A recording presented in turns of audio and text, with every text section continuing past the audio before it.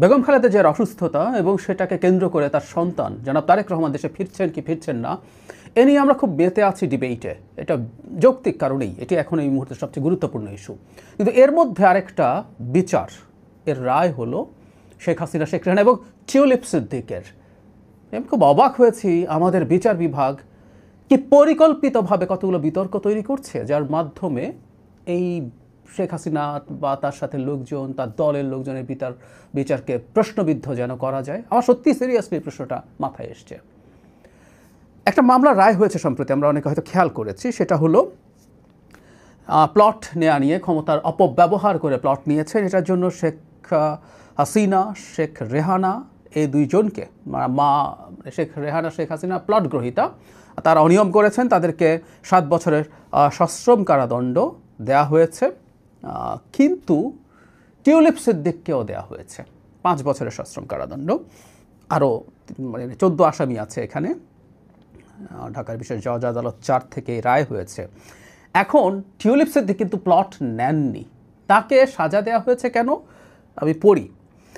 এই মামলার অভিযোগে টিউলিপ সিদ্দিক নিজে প্লট না নিলেও মা শেখ রেহানাকে প্লট পাইয়ে দিতে তার ক্ষমতার অপব্যবহার করে সাবেক প্রধানমন্ত্রী ও তার খালা শেখ হাসিনাকে প্রভাবিত করেছেন বলে উল্লেখ রয়েছে।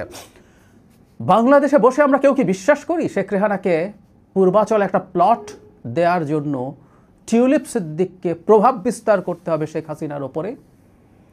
শেখ হাসিনা শুধু নন, শেখ রেহানাও বাংলাদেশে বসে বসে কিভাবে হাজার হাজার কোটি টাকা তার প্রভাবে লুটপাট করে পাচার করেছিল, এই তথ্য আমাদের জানা। 10 কাঠার একটা প্লট কিছুই না, শেখ হাসিনা দেবেন। এবং যেহেতু তার উত্তরাধিকার নিয়ে দু বোনের মধ্যে দ্বন্দ্বের কথা শোনা যায়, একটা প্লট রেহানা চাইবেন, আমি তো করে চাইতে হবে না, শেখ হাসিনা এমনিতেই দিয়ে দেবেন। এখানে টিউলিপকে রোল প্লে করতে হয়েছে। আমার কাছে এটা একেবারে গাঁজাখুরি কথা বলে মনে হয়।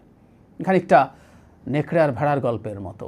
নেকড়ে ভেড়ার বাচ্চাকে খাবে, উজানে দাঁড়িয়ে আছে সে ভেড়া, নেকড়ে নিজেও উজানে আছে, ভেড়াকে বলছে পানি তুমি নষ্ট করছো কেন? ভেড়া বলছে তুমি তো উজানে, আমি তো ভাটিতে, আমি কীভাবে নষ্ট করি? তুমি আমাকে গালি দিয়েছো গত বছর আমার জন্মই হয় নাই, তাহলে তুমি না দিলে তোমার মা দিয়েছে, তোমার মা তো গত বছর ছিল, তারপরে তার ঘাড় মোটকে খেতে হবে।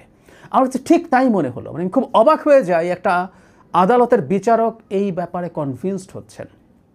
টিউলিপ অসৎ মানুষ, আমি সিরিয়াসলি মনে করি। ওই পরিবারের একটাও অনেস্ট মানুষ থাকতে পারে বলে আমি বিশ্বাসই করি না, অনেস্টলি বলছি। টিউলিপের অবৈধ সম্পত্তি নিয়ে তার বিরুদ্ধে যে রায় হয়েছে সেটার যথেষ্ট গ্রাউন্ড ছিল এবং সেটা নিয়ে মানে ব্রিটেনে প্রচুর সমালোচনা হয়েছে, আলোচনা হয়েছে। এমনকি টিউলিপকে তার একটা মন্ত্রিত্বের মতো পদ ছিল, সেটা থেকেও সরে যেতে হয়েছে। এর বাইরে বিভিন্ন জায়গায় তিনি তার প্রভাব কাজে লাগাতে পারেন শেখ হাসিনাকে, ব্রিটেনে তার অবস্থা তৈরি করার পেছনে কাজে লাগাতে পারেন এবং সেটার বিনিময়ে বেনিফিট নিয়ে আসাও সম্ভব হতে পারে। আর পুতিনের সাথে যখন শেখ হাসিনা দেখা করতে যান সেখানে টিউলিপ ছিলেন। সো রূপপুর পারমাণবিক বিদ্যুৎ কেন্দ্র বা অন্যান্য কোনো ডিলের ক্ষেত্রে হতে পারে। কিন্তু একটা প্লট পাইয়ে দেওয়ার জন্য টিউলিপ এটা করেছেন, এটা স্রেফ গাঁজাখুরি। কিন্তু এগুলোর মাধ্যমে যেটা হয়, বিচার প্রক্রিয়াতে মারাত্মক প্রশ্ন তৈরি করা হয়।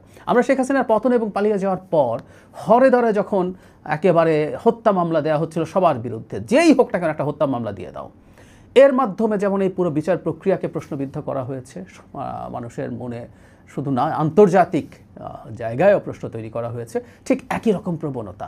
সেজন্য আসলে মাথায় প্রশ্ন আসে, এগুলো কি পরিকল্পিত? মামলা না হয় করা হয়েছে, এগুলো তদন্ত হবে, পরে বিচার হবে।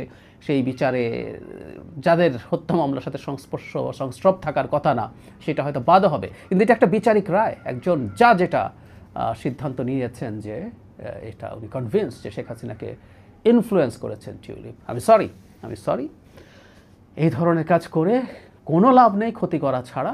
এসব করার মাধ্যমেই এগুলোই গ্লোবালি আলোচিত হবে। ব্রিটেনের পত্রপত্রিকা এগুলো নিয়ে নিউজ করবে, করারই কথা। তিনি গুরুত্বপূর্ণ একজন সদস্য, লেবার পার্টির এমপি, গুরুত্বপূর্ণ পদে আছেন। গত কেলেঙ্কারিটা না হলে খুবই জুনিয়র ধরনের একটা মন্ত্রীও ছিলেন, আরও তার উন্নতির সুযোগ ছিল। সো টিউলিপ খবর হবেন এবং তারা আরও এই ব্যাপারগুলো ডিটেইল খুঁজে যখন বের করবেন, এগুলো নিয়ে দেখা যাবে যে আমাদের দেশের বিচারের নামে তারা মন্তব্য করতে পারেন এবং এগুলো আওয়ামী লীগ ব্যবহার করবে, ভারত ব্যবহার করবে, যে কী ধরনের প্রহসন এখানে চালানো হচ্ছে। খুবই দুঃখজনক, খুবই হাস্যকর। এবং আমি এই রায়টাকে হত্যা মামলার চাইতে বেশি খারাপ মনে করি, কারণ ওগুলো মামলা হয়েছে, ওই মামলা নেয়া নিয়েই আমরা প্রশ্ন করি। কিন্তু এখানে এটার একটা বিচারিক রায় হয়েছে, আমাদের আদালত কনভিন্সড হয়ে বিচার করেছেন। খুবই দুঃখজনক। আমি খুব শক্তভাবে এই ধরনের প্রবণতার প্রতিবাদ করে রাখলাম।